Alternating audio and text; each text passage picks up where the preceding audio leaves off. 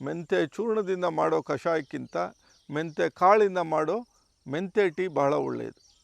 ಕಾರಣ ಇಷ್ಟೇ, ಮೆಂತ್ಯ ಚೂರ್ಣದಿಂದ ಕಷಾಯ ಮಾಡಿದ್ರೆ ಆ ಕಷಾಯ ಮಂದವಾಗಿರುತ್ತೆ, ಅಂದರೆ ತಿಕ್ಕಾಗಿರುತ್ತೆ.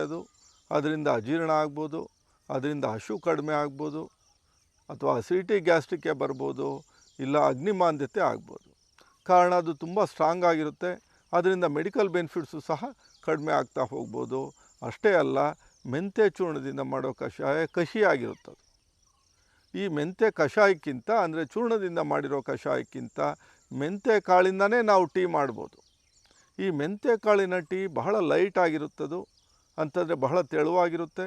ಇದು ಒಂದು ರೀತಿ ಗ್ರೀನ್ ಟೀ ಇದ್ದಂಗಿರುತ್ತೆ. ಸೊ ಇದು ಸ್ಟ್ರಾಂಗ್ ಆಗಿರೋದಿಲ್ಲ. ಇದರಿಂದ ಅಸಿಡಿಟಿ ಇಶ್ಯೂಸು ಕಡಿಮೆ ಆಗುತ್ತೆ. ಜೊತೆಗೆ ಈ ಮೆಂತ್ಯ ಕಾಳಿಂದ ಮಾಡೋ ಟೀ ಯೂರಿನರಿ ಟ್ರ್ಯಾಕ್ ಇನ್ಫೆಕ್ಷನ್ಸ್ಗೆ ಬಹಳ ಒಳ್ಳೆ ಪರಿಣಾಮ ಕೊಡುತ್ತೆ. ಸೊ ಭಾಳಷ್ಟು ಯೂರಿನರಿ ಟ್ರ್ಯಾಕ್ ಇನ್ಫೆಕ್ಷನ್ಸೇ ನಮ್ಮಲ್ಲಿ ಈ ಮೆಂತ್ಯ ಕಾಳಿಂದ ಮಾಡೋ ಲಘುವಾದ ಮೆಂತ್ಯ ಟೀ ಬಹಳ ಹೆಚ್ಚಿಗೆ ಪ್ರಯೋಜನ ಬರ್ತಾ ಇದೆ. ಹಾಗಿದ್ದರೆ ಈ ಮೆಂತ್ಯ ಕಾಳಿನ ಟೀ ಮಾಡೋ ವಿಧಾನ ಹೇಗೆ, ಇದಕ್ಕೆ ಬೇಕಾಗಿರೋ ಆಹಾರ ಪದಾರ್ಥಗಳೇನು ನೋಡೋಣ ಬನ್ನಿ.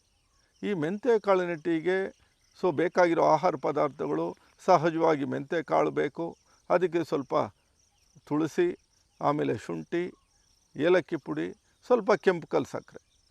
ಮಾಡೋ ವಿಧಾನ ಹೇಗೆ ಅಂತಂದರೆ, 1 ಲೋಟ ನೀರು, ಅಂದರೆ ಸುಮಾರು 100 ml ನೀರಿಗೆ 1 ಸಣ್ಣ ಚಮಚ, ಅಂದರೆ ಟೀ ಚಮಚ, ಅಂದರೆ 5 ಗ್ರಾಮ್ಗೆ ಸಮ ಆಗೋ ಥರ ಮೆಂತ್ಯ ಕಾಳನ್ನು ಅದನ್ನು ಬೆರೆಸಿ, ಅದಕ್ಕೆ 1 ಅಥವಾ 2 ಸಣ್ಣ ಶುಂಠಿ ಚೂರುಗಳನ್ನು ಹಾಕಿ, ಅದಕ್ಕೆ 1-2 ಎಲೆ ಅಷ್ಟು ತುಳಸಿ ಹಾಕ್ಬೋದು. ಇಲ್ಲ ತುಳಸಿ ಬದಲಿಗೆ ನೀವು ಪುದೀನನೇ 1-2-3 ಎಲೆ ಹಾಕ್ಬೋದು. ಅದ್ರ ಜೊತೆಗೆ 1-2 ಚಿಟಿಕೆ ಅಷ್ಟು ಏಲಕ್ಕಿ ಪುಡಿ, ಆಮೇಲೆ ಅರ್ಧ ಅಥವಾ 3/4 ಚಮಚದಷ್ಟು ಕೆಂಪು ಕಲ್ಲು ಸಕ್ಕರೆ ಹಾಕಿ ಬೆರೆಸಿ. ಇದನ್ನು ಮೊದಲೇ ಹೇಳಿದಾಗೆ 1 ಲೋಟ ನೀರು, ಅಂದರೆ ಒಂದು 100 ml ನೀರಲ್ಲಿ 2 ಅಥವಾ 3 ನಿಮಿಷ ಅಷ್ಟೇ ಕುದಿಸ್ಬೇಕು.